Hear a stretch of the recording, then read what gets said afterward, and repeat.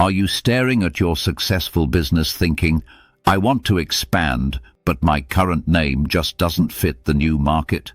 Maybe you've built a local bakery called Brooklyn's Best Bagels, but now you're expanding to Manhattan, and that name doesn't make sense anymore. Here's what most business owners do wrong. They panic and completely rebrand their entire company. They change everything: logos, websites, social media, and legal documents, costing them thousands of dollars and risking all that hard-earned brand recognition they've built up. But what if I told you there's a simpler, cheaper, and a smarter way to expand your business with a new name without scrapping everything you've built? That's exactly what I'm going to show you today. Today, I'm going to save you thousands of dollars and countless headaches by showing you how to use something called a DBA to expand your business under a new name without changing your entire brand. Let's dive in. So what exactly is a DBA? DBA stands for Doing Business As, and it's also sometimes called a fictitious business name or an assumed business name. Think of it as a legal nickname for your business. Let me explain it with a real-life example. I have a friend named Sarah who started a coffee shop in Portland called Rose City Coffee. Her business took off, and she wanted to expand to Seattle. But Rose City Coffee didn't make sense in Seattle because Portland is the Rose City, not Seattle. Sarah thought she needed to create a whole new LLC, get new bank accounts, new tax IDs, and essentially start over. That would have cost her thousands of dollars and created a paperwork nightmare. Instead, I showed her how to file a simple DBA. She kept her original LLC called Sarah's Brewing LLC, but filed a DBA to operate as Emerald City Coffee in Seattle. Same business entity, different name for her new location. This simple move saved her over $3,000 in unnecessary legal fees and months of redundant paperwork. So why should you use a DBA instead of completely rebranding your business or creating a new entity? Here are some powerful benefits. First, it's way more affordable.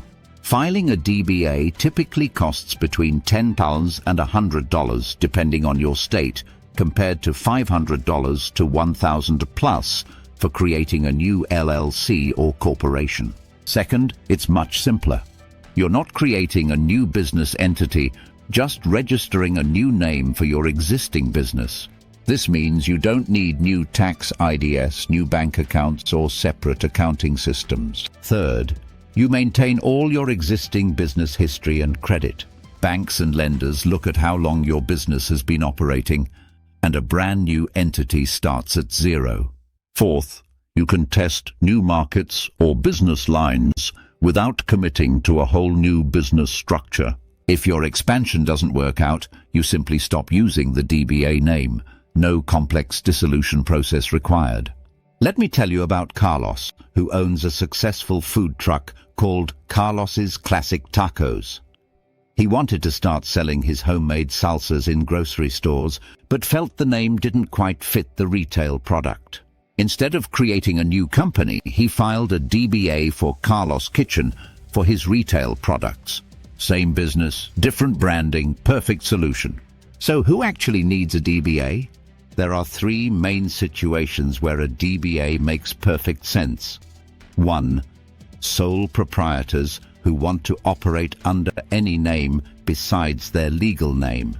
If your name is John Smith and you want to call your business Premier Plumbing Services instead of John Smith Plumbing, you need a DBA. 2.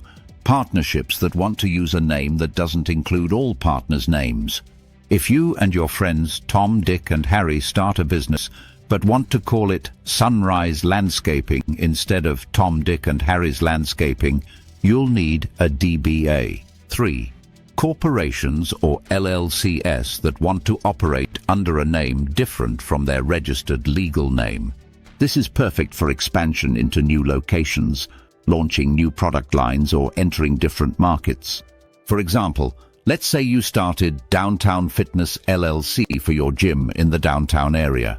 Now you're opening a second location in the suburbs. Instead of creating a new LLC, You can file a DBA to operate as Suburban Fitness while keeping everything under your original LLC. Now let's talk about how to actually file a DBA.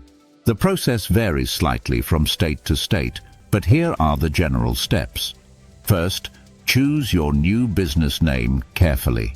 Make sure it's not already being used by another business in your area. Most states have online databases where you can search existing business names. Second, check if you need to file at the state level, county level, or both. Some states require registration at the state level, while others require county-level filing. Some require both. Third, complete the DBA registration forms. These are typically available online through your Secretary of State's website or the county clerk's office. Fourth, pay the filing fee. As I mentioned, this usually ranges from $10 to $100, depending on your state and county. Fifth, publish a notice in a local newspaper if required. Some states and counties require you to publish a notice that you're operating under a fictitious business name. This is an older requirement that's still on the books in many places. Finally, renew your DBA when necessary. DBAs typically need to be renewed every 5 years or so, depending on your location. Now, I know what you're thinking. This sounds like a lot of work. And you're right. It can be a bit of a hassle to figure out all the requirements for your specific location and business type. That's why I personally recommend using a service like Busy to handle this for you. They specialize in business formations and DBAs and can make the whole process painless. They'll check if your name is available, file all the right paperwork in all the right places, and make sure you're fully compliant. Now, before we wrap up, let me warn you about some common mistakes people make with DBS that you'll want to avoid. First, not realizing that a DBA doesn't provide liability protection. If you're a sole proprietor or a partnership, a DBA doesn't protect your personal assets like an LLC or corporation does. It's just a name registration. Second, thinking you need a separate bank account. While you can open a business bank account under your DBA name, it's still linked to your original business entity's tax ID. Third, forgetting to renew your DBA. Many business owners file once and forget about it, but most DBAs expire after a few years and need to be renewed. Fourth, not updating your business licenses and permits. If you need specific licenses to operate, you may need to update them to reflect your DBA name. Fifth, not using your DBA consistently.